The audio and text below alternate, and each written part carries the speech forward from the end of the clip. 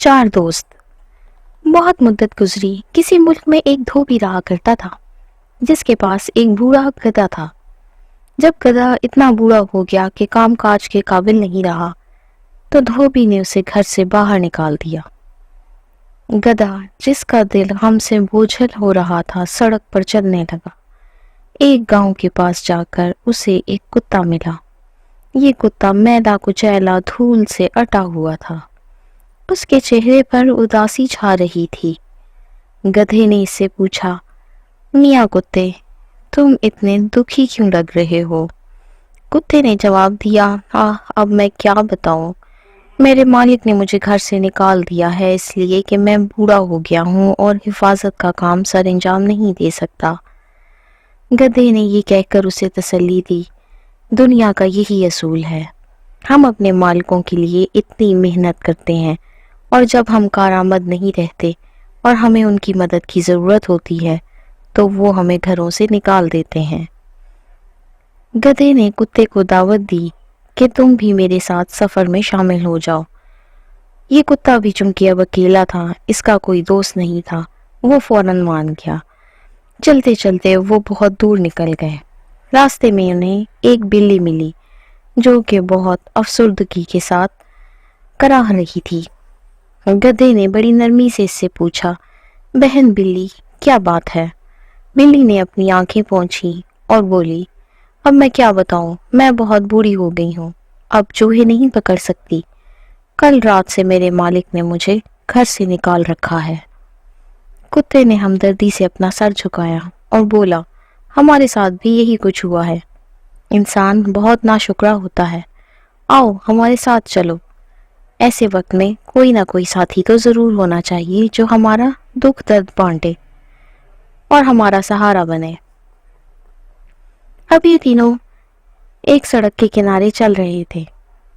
रास्ते में उन्हें एक मुर्गी नजर आई जो सड़क के किनारे खड़ी रो रही थी।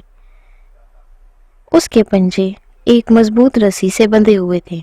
बिल्ली बोली, अरे बहन मुर्गी, बताओ तो सही, तुम्हें क्या तकलीफ है? रूंधे हुए गले के साथ मुर्गी ने जवाब दिया, क्या बताऊं बहन, मैंने अपने मालिक के लिए सैकड़ों अंडे दिए और उसको 20 चूजे पेश किए, मगर अब जबकि मैं बूढ़ी और बीमार हो गई हूँ तो मेरा मालिक मुझे ज़िबा करके खा जाना चाहता है। बिल्ली बहुत घबराई, कहने लगी, शुक्र है ये मुसीबत हमारे सर तो ना पड़ी। खैर हम भी बहुत दुखी हैं। और फिर एक एक करके गधे, कुत्ते और बिल्ली ने अपनी अपनी कहानियां सुनाई।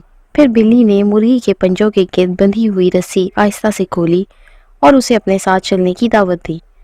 चारों दोस्त शाम तक चलते रहे। तब इनका गुजर एक ऐसी बस्ती से हुआ जिसके दूसरी तरफ जंगल था। बिल्ली ने अपनी तेज आंखों से पत्थरों से झांका तो उसने देखा कि जंगल में एक टूटा फूटा वीरान घर मौजूद था। उसने कहा कि मैं वहां जाती हूँ और पता लगाती हूँ क्या यहाँ रहने की जगह है। बिल्ली तेजी से भागकर इस इमारत के सामने वाली खिड़की तक पहुंच गई और चुपके से अंदर झांका।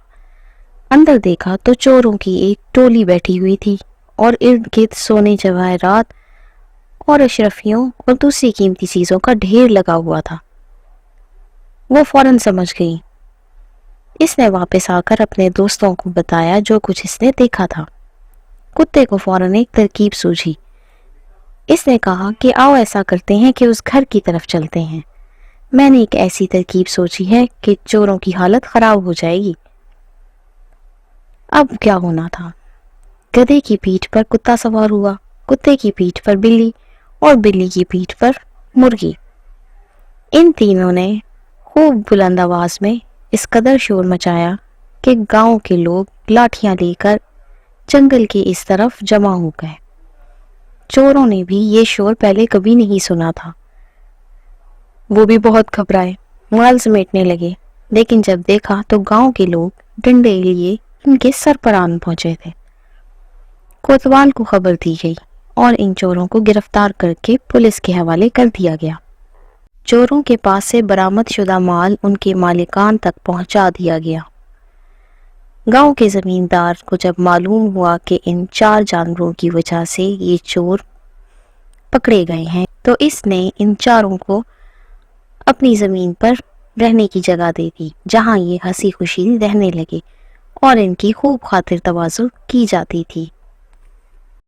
اس کہانی سے ہمیں یہ سبق ملتا ہے کہ کوئی بھی شخص، خواہ وہ کتنا ہی کمزور اور بوڑھا کیوں نہ ہو جائے، بیکار نہیں ہوتا۔